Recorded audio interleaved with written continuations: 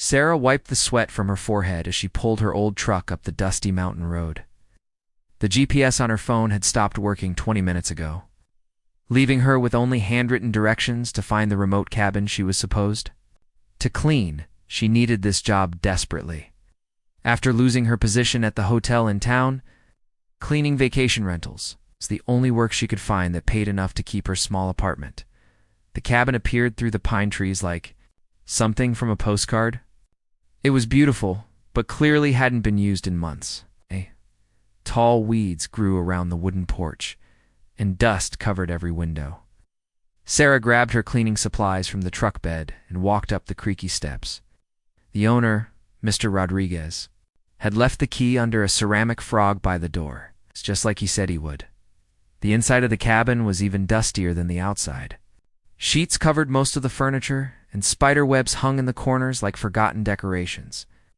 Sarah had cleaned hundreds of places before, but something about this cabin felt different. It felt lonely, like it was waiting for someone to come home. She opened all the windows to let in fresh air and got to work. Room by room, Sarah brought the cabin back to life. She scrubbed the kitchen until the old wood counters gleamed. She swept and mopped the floors until they shined. She washed every dish in the cupboards and folded clean sheets onto the beds. The work was hard, but she found herself enjoying it. There was something peaceful about being alone in the mountains with just the sound of birds outside as the sun started to set. Sarah moved to the living room. She pulled the dusty sheet off the mantel above the fireplace, expecting to find more wood to polish. Instead, she froze. Staring back at her from a silver picture frame was her own face. It wasn't really her face. The woman in the photograph had the same dark hair, the same green eyes, the same small scar above her left eyebrow that Sarah had gotten falling off her bike as a child. Sarah's hands shook as she picked up the photograph. The woman was wearing a white wedding dress and standing next to a tall man in cowboy boots and a black hat. They were both smiling, looking happier than Sarah had ever felt in her life. She turned the frame over and found writing on the back. In faded ink, Alina and Jake, forever and always. June 15th, 1995, the name Alina sent chills down Sarah's spine. That was her grandmother's name, the grandmother she had never met. Her mother had told her that Alina disappeared when Sarah's father was just a baby, leaving no trace of where she went or why. Sarah had always wondered about her, but her father refused to talk about his missing mother. Now, looking at this photograph, Sarah realized she was staring at a woman who could be her twin. She searched through the rest of the cabin with new urgency. In the bedroom dresser, she found more photographs. Alina riding horses, Alina laughing with friends, Alina working in a garden that looked just like the overgrown patch behind the cabin. Every picture showed the same face that Sarah saw in the mirror each morning. It's the same face, but from a different time, a different life. As darkness fell outside, Sarah sat on the cabin's porch with the wedding photograph in her hands. The mountain. Air was getting cold, but she barely noticed. Her whole life she had felt like something was missing, like she didn't quite belong anywhere. Now she understood why. This cabin, these mountains, this life that Alina had lived, it was calling to her across the years. But who was Jake? And what happened to Alina? Sarah looked out at the dark forest surrounding the cabin and made a decision. It wasn't going to finish cleaning and leave tomorrow as planned. She was going to stay and find out the truth about the grandmother she never knew and the cowboy who had loved her. She was going to discover why Alina's face was her face and why this remote cabin felt more like home than anywhere she had ever lived. Sarah woke up in Alina's bed as the first rays of sunlight streamed through the cabin windows. She had barely slept, her mind racing with questions about the photographs and the impossible resemblance. She made coffee with beans she found in the kitchen and sat at the small wooden table, studying each picture more carefully in the morning light. The wedding photo showed a date from 1995, which meant Alina would have been young when she married this mysterious cowboy named Jake. Sarah calculated the years in her head.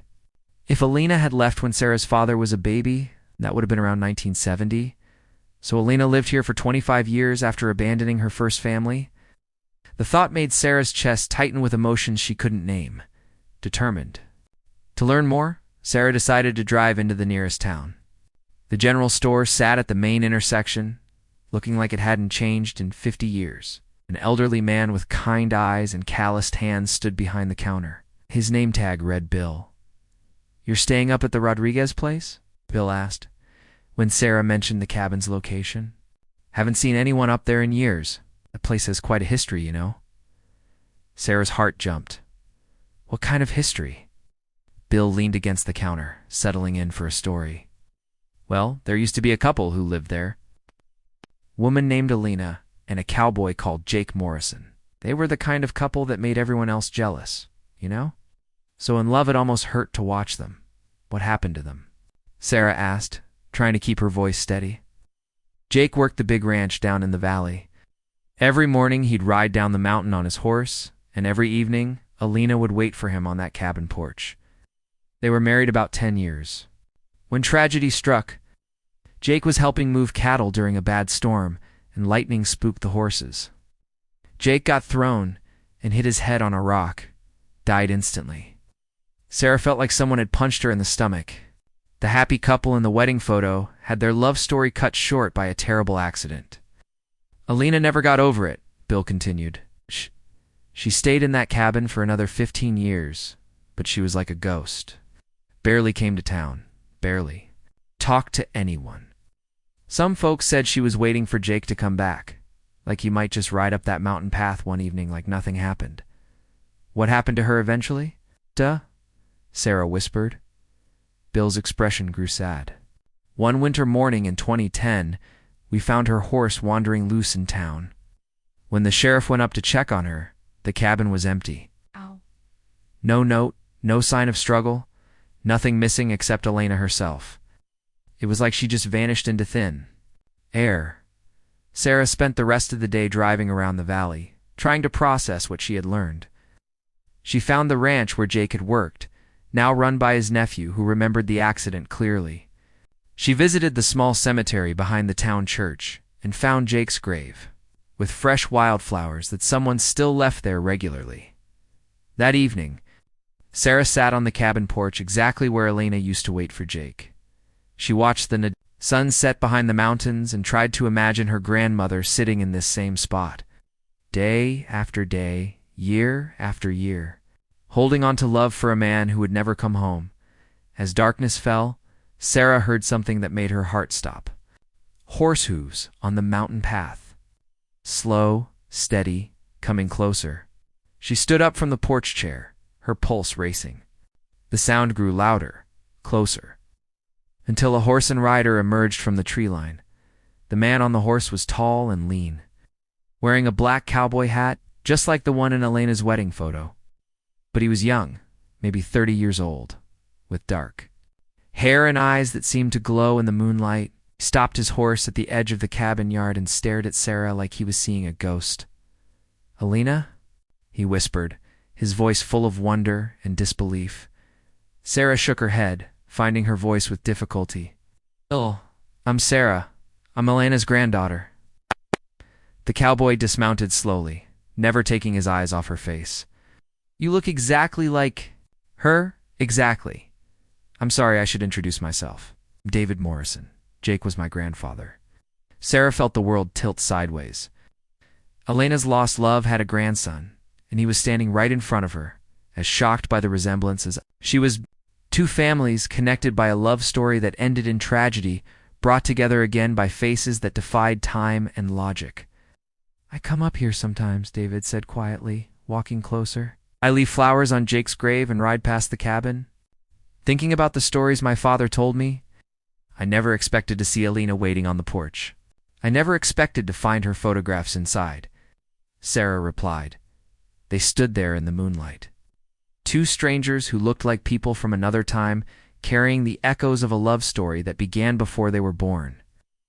Knew that their unexpected meeting was just the beginning of a mystery that would change both their lives forever. David tied his horse to the porch railing and followed Sarah into the cabin. The sight of the photographs on the mantel made him stop in his tracks. He picked up the wedding picture with trembling hands, studying his grandfather's young face. Never seen this before, he said softly. My dad only had one picture of Jake, and it was taken when he was much older. Look how happy he looks here. Sarah made fresh coffee, and they sat at Elena's kitchen table, sharing stories about the grandparents they had never really known. David told her about growing up on the Morrison Ranch, how his father had been raised by Jake's brother after the accident, and how the family still talked about Jake's great love for the mysterious woman who disappeared. My father, said Jake, was never the same after he married Elena, David explained. Before her, he was just another cowboy. But she changed him, made him want to be better. He started saving money, talking about buying his own land, building a real life with her. Sarah shared what little she knew about Elena's earlier life, how she had abandoned Sarah's father when he was just a baby, leaving no explanation and no way to find her. My dad won't talk about her, Sarah said. He just gets angry and changes the subject.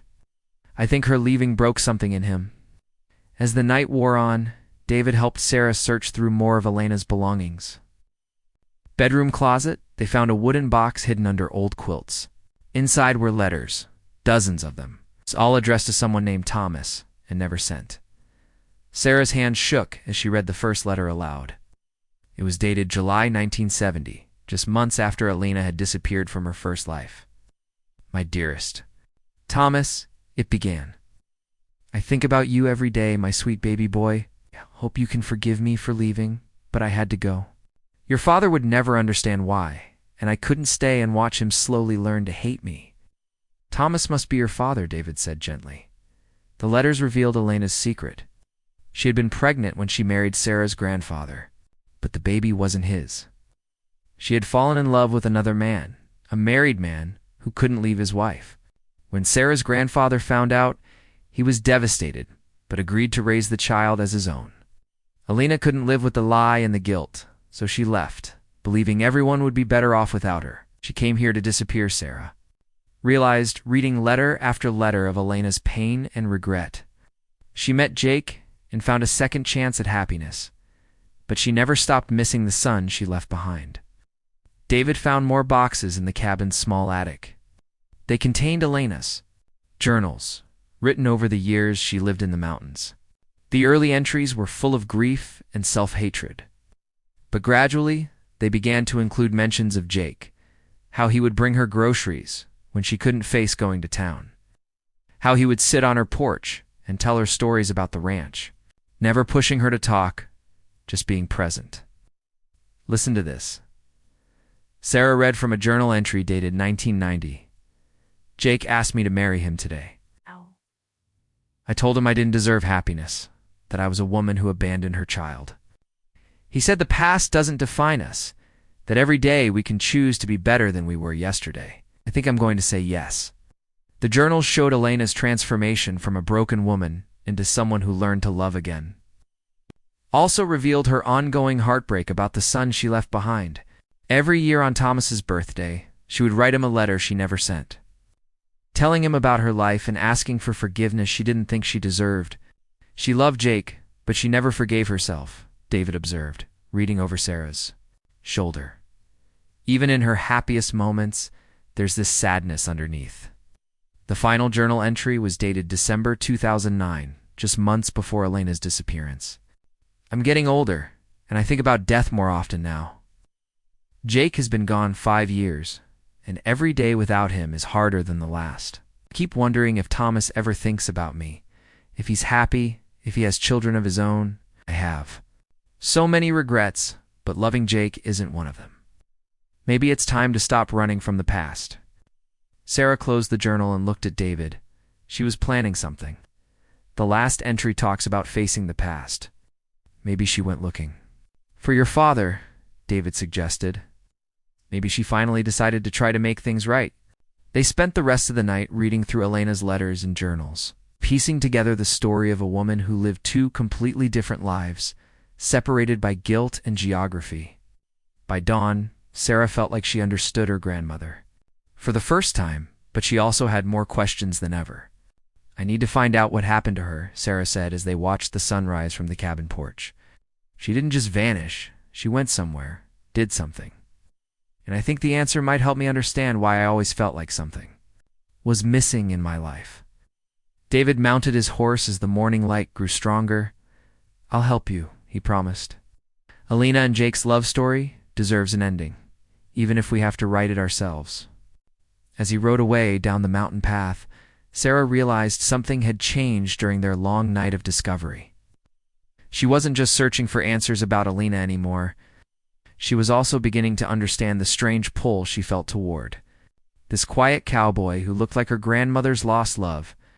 Sarah spent the next morning calling every hospital and police station within a 500-mile radius, asking about Alina Rodriguez. Most had no record of her, but a detective in Denver remembered the missing person report filed when Alina disappeared. He agreed to meet Sarah and David that afternoon. David arrived at the cabin just after noon, this time driving a pickup truck instead of riding his horse. I thought we might need to travel further than horseback would allow, he explained with a smile that made Sarah's heart skip. The drive to Denver took 3 hours, and they used the time to talk about everything except the mystery they were investigating. Sarah learned that David had studied veterinary medicine before coming back to run the family ranch. He learned that Sarah had always felt restless in city life, drawn to open spaces and simple living in ways she couldn't explain. Maybe it's genetic, David suggested. Alina found peace in these mountains. Maybe you're programmed to love the same things she did? Detective Martinez was a kind man in his 50s who remembered Alina's case clearly. The missing person report was filed by the property owner when he found the cabin empty, he explained, pulling out a thick file. But here's the interesting part. Someone had been asking questions about Alina Rodriguez in the weeks before she disappeared. What kind of questions? Sarah asked. A private investigator was hired to find her. He tracked her to the mountains and even visited the cabin. But Alina was gone by the time he got there. The PI was hired by someone named Thomas Rodriguez, claiming to be her son. Sarah's father had been looking for Alina. The revelation hit her like lightning. All those years he had refused to talk about his mother, he had secretly been searching. For her, did the investigator find anything else? David asked. Detective Martinez nodded. Alina had withdrawn all her money from the local bank 3 days before she disappeared. About $15,000. She also mailed a package to a post office box in Phoenix, Arizona. We never found out what was in the package or who rented the box. The detective gave them copies of the case file, including the Phoenix post office box number. Sarah stared at the address, her mind racing. Alina had planned her disappearance carefully, but she had left a trail that led to Phoenix. They drove back to the mountains in thoughtful silence. As they pulled up to the cabin, David finally spoke. Phoenix is a 12-hour drive from here. Could be there by morning if we leave tonight. Sarah looked at him in surprise. Alina was part of Jake's story too, he said simply. I want to know how it ends. They packed supplies and hit the road as the sun set behind the mountains. David insisted on driving the first shift, saying he was used to staying up all night during cattle season. Sarah tried to sleep in the passenger seat, but her mind kept spinning with possibilities about what they might find in Phoenix. Somewhere, outside of Flagstaff, they stopped for gas and coffee. Sarah called her father's number, knowing he wouldn't answer but needing to try anyway. To her surprise, he picked up on the third ring. Dad? Sarah said, her voice shaking. We need to talk, Sarah. It's 3 a.m. What's wrong? I found her, Dad. I found Elena's cabin, her photographs, her journals. I know you were looking for her in 2010. I know you hired a private investigator. The silence on the other end of the line stretched, so long that Sarah thought he had hung up. Finally, her father's voice came back, quiet and broken. Where are you? I'm driving to Phoenix. Alina mailed something there right before she disappeared. I think she was trying to reach you. Phoenix, her father repeated. She always said she wanted to see the desert, said it reminded her of new beginnings. Come with us, Dad. Help me find out what happened to her. Another long pause. Then text me the address. I'll meet you there. Where Sarah hung up and looked at David, who had been listening to the conversation. My father is going to meet us in Phoenix. I haven't seen him in 2 years, and now we're going to hunt for clues about the mother he never talks about. Family's complicated, David said, starting the truck. But sometimes the complicated stories are the ones most worth telling. They drove through the desert night, following the same route Alina might have taken when she left the mountains. For the last time, Sarah found herself thinking about second chances and the courage it takes to face the past. Selena had spent 40 years running from the mistakes she made as a young woman. In the end, she had decided to stop running. Dawn was breaking over Phoenix when they pulled into a diner parking lot to wait for Sarah's father. Sarah's phone buzzed with a text. "I'm the man in the blue shirt sitting alone." Through the diner window, Sarah saw her father for the first time in years. He looked older, grayer, but his eyes still held the same sadness she remembered from childhood. He was staring at a coffee cup like it might contain answers to questions he had been asking his whole life. Sarah took a deep breath and squeezed David's hand. "Whatever we find in that post office box, it's going to change everything." "Maybe it's time for a change," David said softly. Alina spent decades living with regret. Maybe it's time for the rest of the family to live with forgiveness. They walked into the diner together, ready to face whatever truth Alina had left behind in the desert city where she had made her final choice. The reunion between Sarah and her father was awkward at first.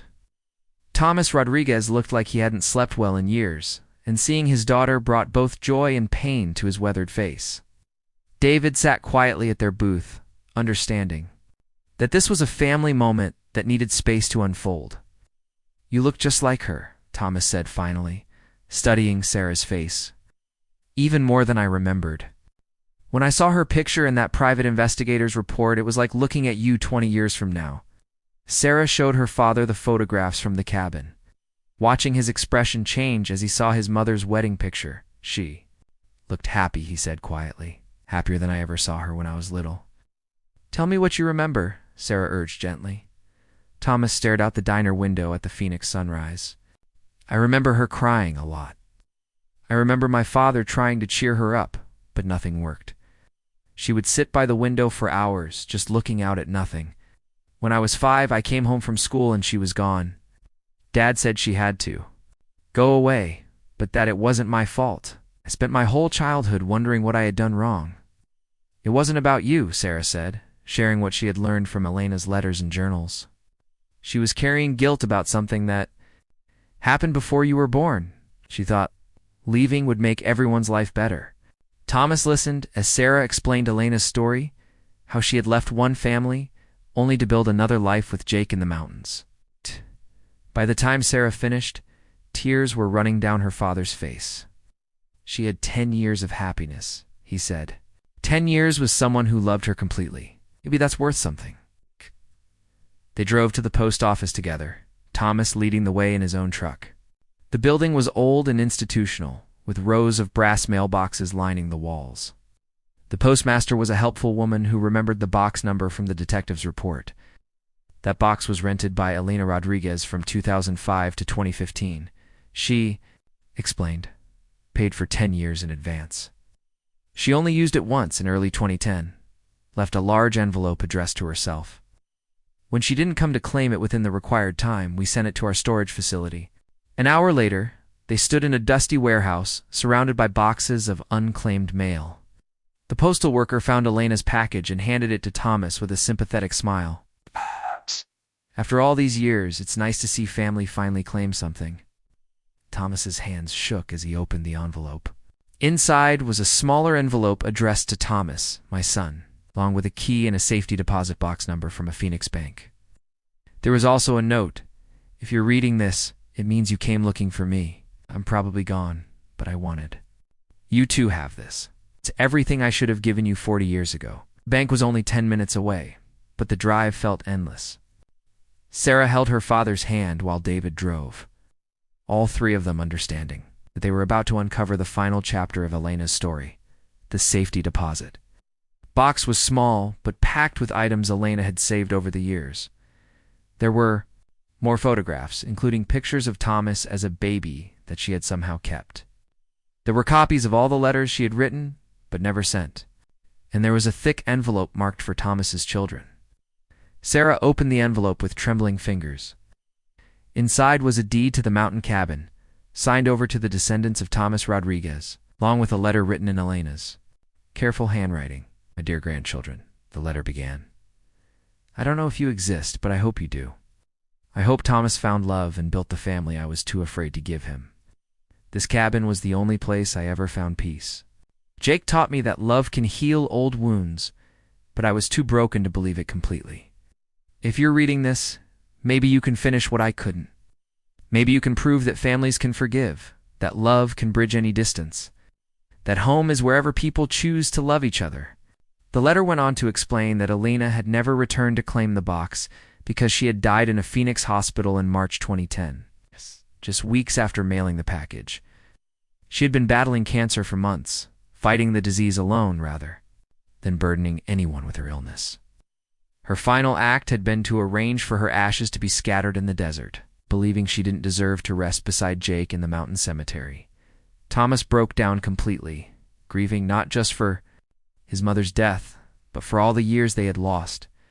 Sarah held him while he cried, understanding for the first time the depth of pain her father had carried his entire life. She loved you, Sarah whispered. Every letter, every journal entry, she was thinking about you.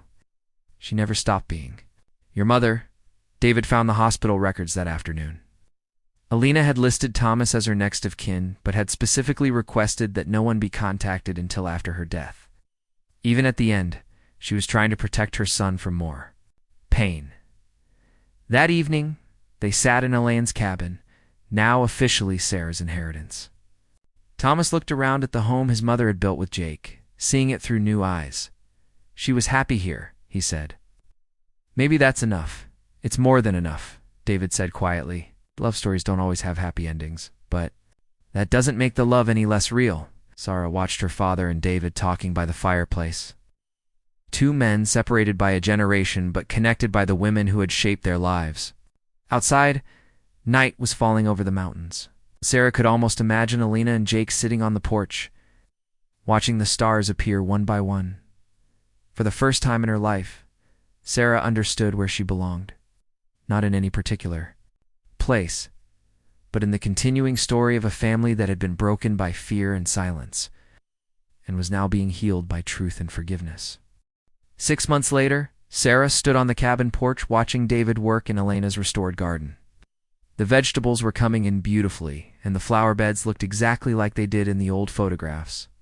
Thomas had decided to retire early and move to a small house in town, close enough to visit the cabin regularly, but far enough away to give Sarah and David the space they're growing. Relationship needed. The healing between Sarah and her father had been slow but steady. Thomas had started therapy to deal with the abandonment issues he had carried since childhood, and he was learning to separate his mother's choices from his own worth as a person. Sarah had quit her job in the city and was now running a small cleaning service for the vacation rentals in the area, work that kept her in the mountains she had come to love. David had moved into the cabin gradually, first staying overnight occasionally, then keeping clothes in the dresser, then finally admitting that he couldn't imagine living anywhere else. Sarah had worried that their relationship was built on the romance of their grandparents' story, but time had proven that what they felt for each other was entirely their own. The horses are here, David called from the garden, pointing down the mountain path. Sarah smiled as she watched Thomas ride up the trail on his new horse, followed by David's father, Mark, and his wife, Carol. The two older men had become unlikely friends, bonding over their shared experience of growing up, with only half the story of their families past. They had planned this gathering to finally lay Elena and Jake's story to rest. Thomas had Elena's ashes, which he had claimed from the Phoenix funeral home. David had convinced the town cemetery to allow Elena to be buried beside Jake, despite the years that had passed. I never thought I'd see the day when Tom Rodriguez would learn to ride, Mark Morrison laughed as Thomas dismounted carefully from his horse. Elena always wanted to ride, Thomas replied. I figured it was time I learned something she would have enjoyed. The small funeral service was attended by half the town. Elena had been remembered as the mysterious woman who had loved and lost. But now people understood that she was also a mother who had made impossible choices and a wife who had found redemption in a second love. Jake's grave was opened to make room for Elena's ashes, and the headstone was updated to read Jake Morrison and Elena Rodriguez Morrison, together forever. After the service, everyone gathered at the cabin for a meal that Carol and Sarah had prepared using recipes they found. In Elena's kitchen, the house was full of laughter and stories. For generations connected by love and loss and the courage to forgive, as the sun set, Sarah found herself alone on the porch with David. The guests had gone home, and Thomas was inside washing dishes. Still amazed by the simple pleasure of being in his mother's house. "Do you think they know?" Sarah asked, looking toward the cemetery. "Elena and Jake, do you think they know how their story ended?" David put his arm around her and pulled her close. "I think they know that love doesn't end when people die, just changes form. Elena's love for Thomas, Jake's love for Elena. It's all still here in the choices we make and the chances we take on each other." Sarah leaned against David's chest and listened to his heartbeat. A year ago, she had been cleaning a stranger's cabin for money she desperately needed. Now, she was living in that same cabin with a man who looked like her grandmother's lost love, surrounded by a family that had finally learned to forgive and be forgiven. "Why to write their story down?" Sarah said suddenly. "Elena's and Jake's. Yours and mine, all of it. So that someday, if our grandchildren find pictures of us, they'll know the whole truth." "What will you call it?" David asked. Sarah thought about Elena cleaning house for a life she couldn't have, about Jake waiting on a porch for love that seemed impossible, about second chances and the courage to start over, even when the past feels too heavy to carry. "I'll call it the cabin that love built," she said, "because that's what this is. Elena and Jake built it with their love, and now we're rebuilding it with ours." David kissed the top of her head as the first stars appeared in the mountain sky.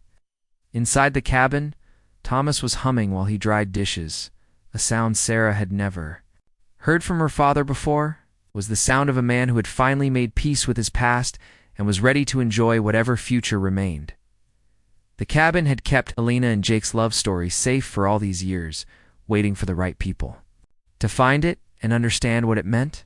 Now it would keep new stories, new love, new chances for happiness that seemed impossible until they happened. Sarah had cleaned a stranger's cabin and found her own face staring back at her. But more than that, she had found her family, her home, and the love story she was meant to continue. Some things, she realized, are worth waiting generations to discover.